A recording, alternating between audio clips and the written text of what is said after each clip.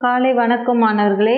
இன்று நாம் 8ஆம் வகுப்பில் உள்ள இயல் 5இல் இடம்பெறக்கூடிய பக்கம் எண் 115 கொடுக்கப்பட்டுள்ள புத்தக புறநிலை வினாக்கள் இணைச்சொற்கள், அதாவது புக் பேக் கொஸ்டின் ஆன்சர்ஸ் தான் நம்ம பார்க்க போகிறோம். அதில் என்ன பார்க்க போகிறோம் அப்படின்னு பார்த்தீங்கன்னா இணைச்சொற்கள். இணைச்சொற்கள்னால் என்ன அப்படின்றத நம்ம பார்க்க போகிறோம். தொடர்களில் சில சொற்கள் இணையாக இடம்பெற்று பொருளுக்கு வலுவூட்டும் அவற்றை இணை சொற்கள் என்கின்றோம். எடுத்துக்காட்டுக்கு இப்போ தாயின்னு சொன்னால் தாய்க்கு இணை சொற்கள் எது அப்படின்னு பார்த்தீங்கன்னா குழந்தை. தாய் குழந்தையை பாராட்டி சீராட்டி வளர்த்தாள். இணை சொற்கள் எத்தனை வகைப்படும் அப்படின்னு பார்த்தீங்கன்னா இணை சொற்கள் 3 வகைப்படும். 1 நேரிணை, நேரிணை, எதிரிணை, நேரிணை, எதிரிணை, செரியிணை, செரியிணை என்று இணைச்சொற்கள் 3 வகைப்படும். அதில் நேரிணை என்ன அப்படின்னு பார்த்தீங்கன்னா ஒரே பொருளை தரக்கூடிய இணை சொற்களை தான் என்னன்னு சொல்கிறாங்கன்னா நேரிணை அப்படின்னு சொல்கிறாங்க. எடுத்துக்காட்டுக்கு சீரும், சீரும் சிறப்பும், சீரும் சிறப்பும், பேரும் புகழும், இதெல்லாம் ஒரே இணை சொற்கள். அடுத்தது எதிரிணை சொற்கள் அப்படின்னா எதிரெதிர் பொருளை தரக்கூடியது. இப்போ என்ன சொல்லலாம், இரவு பகல் எதிரெதிர் சொற்களை தரக்கூடியது தான் என்னன்னு சொல்கிறாங்க எதிரிணை. எடுத்துக்காட்டுக்கு உயர்வு தாழ்வு, உயர்வு தாழ்வு. அடுத்தது 3வது செரியிணை, பொருளின் செறிவை குறித்து வருவன செரியிணை எனப்படும். எடுத்துக்காட்டுக்கு பச்சை பசேல், பச்சை பச்சை பசேல், பச்சை பசேல். அடுத்ததாக பின்வரும் இணை சொற்களை வகைப்படுத்துக. பின்வரும்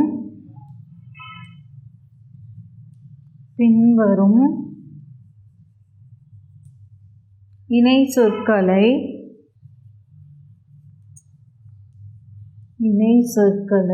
வகைப்படுத்துக. பின்வரும் இணை சொற்களை வகைப்படுத்துக. இப்போ உற்றார் உறவினர், விருப்பு வெறுப்பு, காலை மாலை, இதெல்லாம் கொடுத்துருக்காங்க. நேரிணைனா என்ன, எதிரிணைனா என்ன, செரியிணைனா என்ன அப்படின்னு எழுத சொல்லியிருக்காங்க. இப்போ நேரிணையில் புத்தகம் வைத்துள்ளவங்க பென்சில்லே எழுதி கொள்ளுங்க. நேரிணை, நேரிணை என்பது என்னென்ன அப்படின்னு பார்த்தீங்கன்னா உற்றார், முதல்ல நான் நேரிணை எழுதி போட்டுறேன். அடுத்தது நம்ம எதிரிணை பார்க்கலாம். உற்றார் உறவினர், இதெல்லாம் நேரிணை. இப்போ தாய் குழந்தை எப்படி பார்த்தோம்ல, இப்போ உற்றார் உறவினர். அடுத்தது வாடி, வாடினா என்ன வரணும், வதங்கி, வாடி வதங்கி. நட்ட, நட்ட நடுவில், நட்ட நடுவில். அடுத்தது பட்டி, பட்டி தொட்டி, பட்டி தொட்டி. இப்போ நேரிணையில் என்னென்ன சொற்கள் நீங்கள் புத்தகத்தில் எழுதணும், உற்றார் உறவினர், வாடி வதங்கி, நட்ட நடுவில், பட்டி தொட்டி. அடுத்ததாக எதிரிணை, எதிரெதிர் சொற்கள். எதிரிணை, எதிரிணை என்பது விருப்பு, விருப்பு வெறுப்பு, விருப்பு வெறுப்பு, காலை, காலை மாலை, காலை மாலை, உள்ளும், உள்ளும் புறமும், உள்ளும் புறமும், மேடு பள்ளம், மேடு பள்ளம். அடுத்தது ஆடல் பாடல். இப்போ எதிரிணை சொற்கள்னா என்னன்னா, எதிரிணை சொற்கள் விருப்பு வெறுப்பு, காலை மாலை, உள்ளும் புறமும், மேடு பள்ளம், ஆடல் பாடல், இதெல்லாம் வந்து எதிரிணை சொற்கள். அடுத்ததாக செரியிணை. செரியிணை என்பது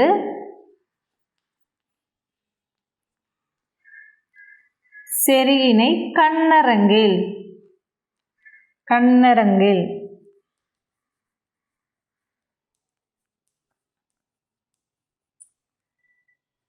இதுதான் வந்து பின்வரும் இணை சொற்களை வகைப்படுத்துக அப்படின்னு வந்து கொடுத்துருக்காங்களே, அதுக்கான விடைகள் இது. இப்போ நேரிணையில் என்னென்ன சொற்கள் நம்ம எழுதணும்? உற்றார் உறவினர், வாடி வதங்கி, நட்ட நடுவில், பட்டி தொட்டி. எதிரிணை விருப்பு வெறுப்பு, காலை மாலை, உள்ளும் புறமும், மேடு பள்ளம், ஆடல் பாடல். செரியிணை கண்ணங்கரில். அடுத்தது பாருங்க, சரியான இணை சொற்களை இட்டு எழுதுக. சரியான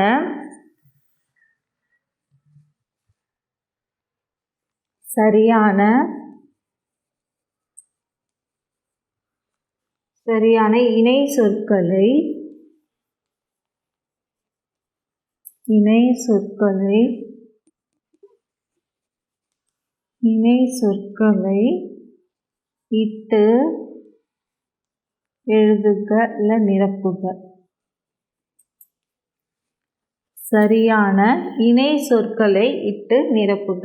இப்போ சான்றோர் எனப்படுவர் டேஷ்களில் சிறந்தவர் ஆவார். இங்கே நிறைய சொற்கள் வந்து கொடுத்துருக்காங்க. அதில் வந்து எது வந்து சரியான சொல்லாக வரும் அப்படின்னு வந்து நம்ம பார்க்கணும். சரியான விடை மாதிரி தான் இதுவும் வந்து நம்ம எழுதணும். விடைகள் வந்து மேலேயே வந்து கொடுத்துருப்பாங்க. இந்த ஃபில்லப்பில் நம்ம என்னென்ன விடைகள் வரும் அப்படின்றத எழுதணும். இப்போது மேடு பள்ளம், ஈடு இணை, கல்வி கேள்வி, போற்றி புகழப்பட, வாழ்வு தாழ்வு, ஆடி அசைந்து அப்படின்னுலாம் நிறைய கொடுத்துருக்காங்க இல்லையா. இப்போ சான்றோர் எனப்படுவர் டேஷ்களில் சிறந்தவர் ஆவார். சான்றோர்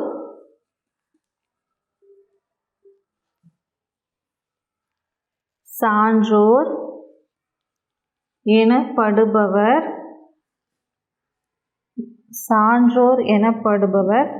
டேஷ்களில்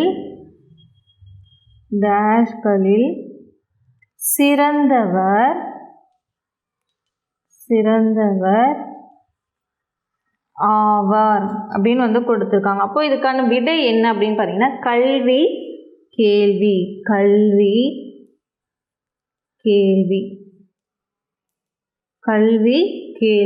இப்போ சான்றோர் எனப்படுபவர் கல்வி கேள்விகளில் சிறந்தவர் ஆவார். சான்றோர் நம்ம யாரை சொல்லுவோம்? அறிவில் சிறந்தவர்களையும் நல்ல படிப்பறிவுடையவர்களையும் தான் நம்ம சான்றோர் அப்படின்னு வந்து சொல்லுவோம் இல்லையா. அப்போ சான்றோர் எனப்படுபவர் கல்வி கேள்விகளில் சிறந்தவர் ஆவார். அடுத்தது இரண்டாவது, ஆற்று வெள்ளம்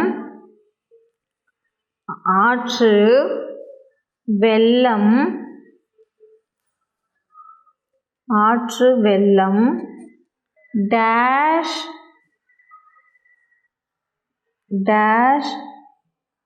பாராமல், ஆற்று வெள்ளம் டேஷ் பாராமல் ஓடியது. அப்போ இதில் எது வந்து சரியான சொல்லாக இணை சொற்களாக வரணும்? ஆற்று வெள்ளம் மேடு பள்ளம் பாராமல் ஓடியது. இப்போ இதற்கான விடை என்ன அப்படின்னு பார்த்தீங்கன்னா மேடு பள்ளம். இதுதான் வந்து இதற்கான சரியான விடை. அடுத்தது மூன்றாவது, இசைக்கலைஞர்கள் டேஷ் வேண்டியவர்கள், போற்றி புகழப்பட வேண்டியவர்கள். இசைக்கலைஞர்கள்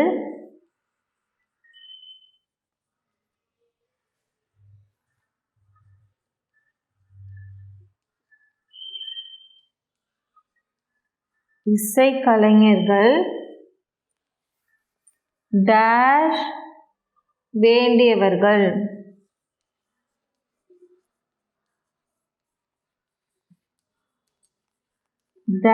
வேண்டியவர்கள். இசைக்கலைஞர்கள் டேஷ் வேண்டியவர்கள் அப்படின்னு கொடுத்துருக்காங்க இல்லையா. அதுக்கு வந்து மூன்றாவதுக்கு நம்ம என்ன எழுதணும்? போற்றி புகழப்பட.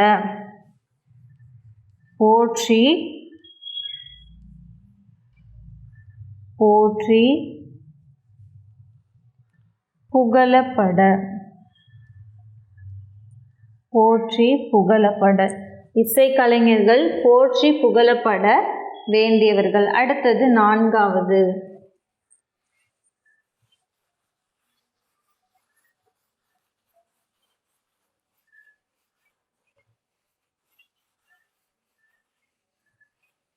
அடுத்ததாக 4வது. தமிழ் இலக்கியங்களின் பெருமைக்கு தமிழ் இலக்கியங்களின்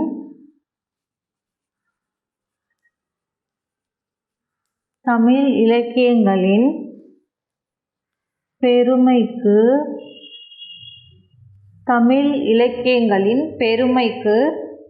டேஷ் இல்லை அப்படின்னு கொடுத்துருக்காங்க. அப்போ 4வதுக்கு ஈடு இணை. தமிழ் இலக்கியங்களின் பெருமைக்கு ஈடு இணை இல்லை. அடுத்தது 5வது. திருவிழாவில்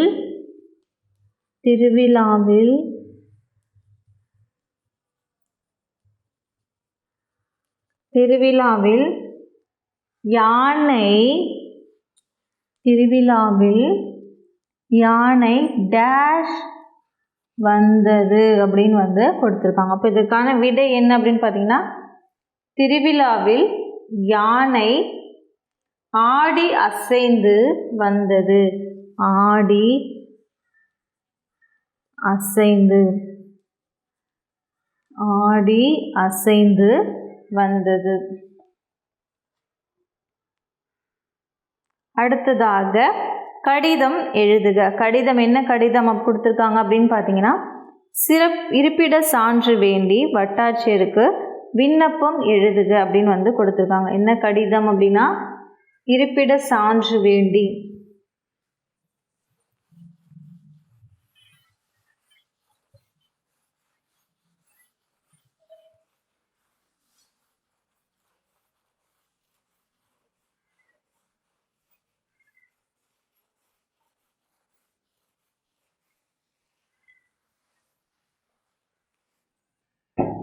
கடிதம்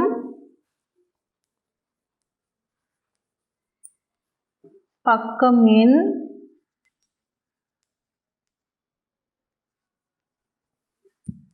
116. இதில் என்ன கடிதம் கொடுத்துருக்காங்க அப்படின்னு பார்த்தீங்கன்னா, இருப்பிட சான்று வேண்டி வட்டாட்சியருக்கு விண்ணப்பம் எழுதுக. இருப்பிட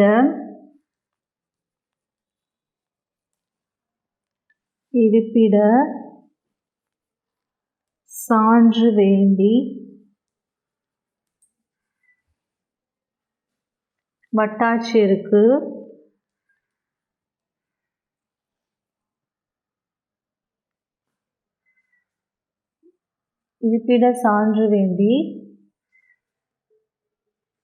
வட்டாட்சியருக்கு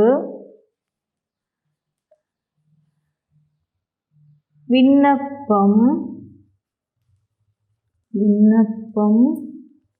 எழுதுக.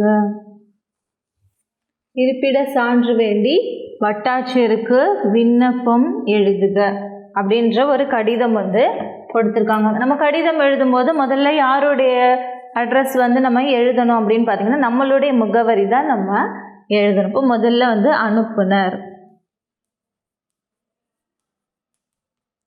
அனுப்புனரில் யாருடைய பெயர் எழுதணும் அப்படின்னு பார்த்தீங்கன்னா, உங்களுடைய பெயரை நீங்கள் எழுதிக்கலாம். நான் சும்மா எடுத்துக்காட்டுக்கு சும்மா ஒரு நேம் எழுதுறேன், சுந்தர் அப்படின்னு எழுதுறேன். இப்போது சுந்தர் 34. இங்கே உங்களுடைய முகவரியை நீங்கள் எழுதிக்கணும். குறிஞ்சி நகர்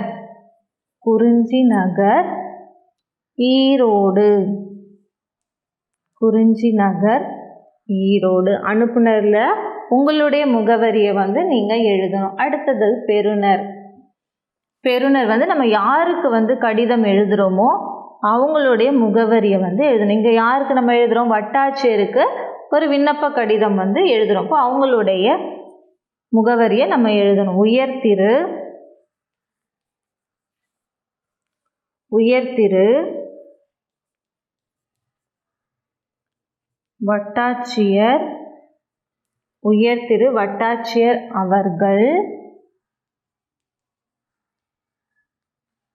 உயர் திரு வட்டாட்சியர் அவர்கள், வட்டாட்சியர் அலுவலகம், வட்டாட்சியர் அலுவலகம், வட்டாட்சியர் அலுவலகம் ஈரோடு. இந்த கடிதம்லாம் உங்களுக்கு தேர்வில் கேட்பாங்க, அதனால உங்களுடைய தமிழ் கிளாஸ் ஒர்க் நோட்டில் நீங்கள் இதெல்லாம் வந்து எழுதிக்கணும். பெறுநரில் உயர் திரு வட்டாட்சியர் அவர்கள், வட்டாட்சியர் அலுவலகம் ஈரோடு அப்படின்னு வந்து எழுதிக்கணும். இப்போ மதிப்பிற்குரிய, மதிப்பிற்குரிய, மதிப்பிற்குரிய ஐயா, மதிப்பிற்குரிய ஐயா. பொருள்லேருந்து என்ன எழுதணுமோ, நமக்கு என்ன தேவையோ அதை வந்து நம்ம எழுதணும். இப்போ இருப்பிட சான்று வேண்டி விண்ணப்பம், இருப்பிட சான்றிதழ் வேண்டி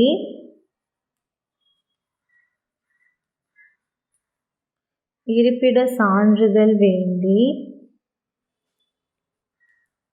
சான்றிதழ் வேண்டி விண்ணப்பம், இருப்பிட சான்றிதழ் வேண்டி விண்ணப்பம். அடுத்தது வணக்கம், வணக்கம்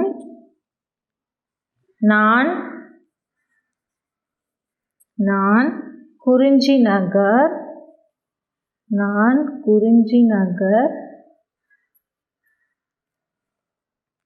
ஈரோடு, ஈரோடு பகுதியில், ஈரோடு பகுதியில் 10 ஆண்டுகளாக, நான் குறிஞ்சி நகர் ஈரோடு பகுதியில் 10 ஆண்டுகளாக,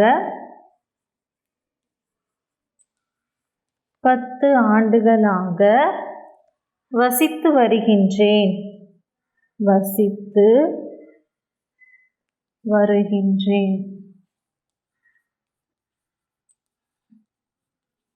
வசித்து வருகின்றேன். அரசின், அரசின் கல்வி உதவித்தொகை, அரசின் கல்வி உதவி, ஸ்காலர்ஷிப் சொல்லுவாங்க இல்லையா, அரசின் கல்வி உதவித்தொகை,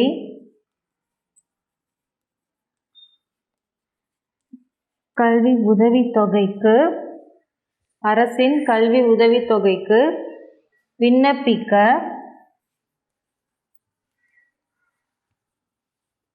விண்ணப்பிக்க அரசின் கல்வி உதவி தேவைக்கு விண்ணப்பிக்க இருப்பிட சான்றிதழ் தேவைப்படுகின்றது,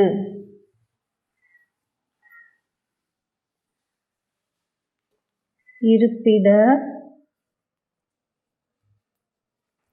சான்றிதழ்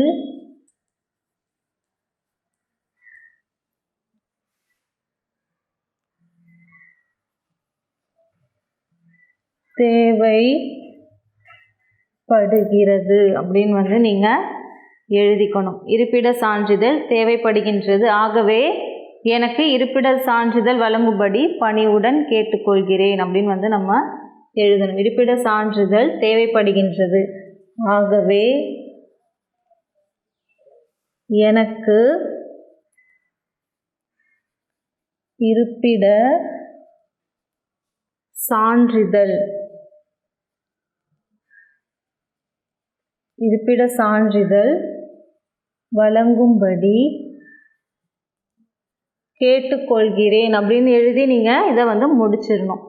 அடுத்ததாக நாம் வேறொரு வகுப்பில் சந்திப்போம். நன்றி.